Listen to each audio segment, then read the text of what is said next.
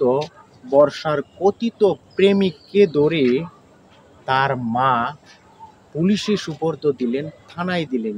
এই এমন উদার মনোভাবের মায়ের ঘরে এমন নিকৃষ্ট সন্তান কিভাবে জন্মগ্রহণ করতে পারে? আজকে এই সন্তানকে নিয়ে বাবা মায়ের কত স্বপ্ন, কত আশা ছিল।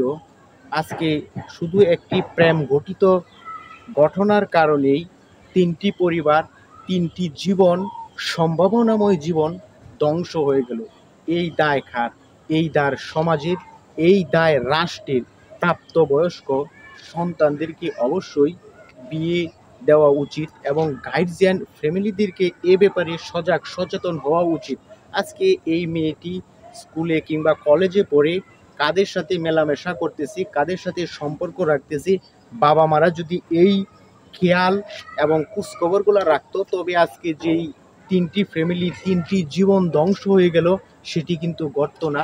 এই বর্ষা নামক মেয়েটা যে প্রাইভেট শিক্ষকের কাছে পড়তো, সেখানেও যদি খোঁজখবর নিত, আজকে এই ঘটনা ঘটতো না। দেখুন, ওই মেয়েটি অতীত ওই প্রেমিকের সাথে 9 বছর ধরে সম্পর্ক, পরবর্তীতে ওই টিউশনি শিক্ষকের সাথে, জুবাইদের সাথে সম্পর্ক জড়িয়ে পড়ে একটা ত্রিভুজ প্রেমের কাহিনীতে একজন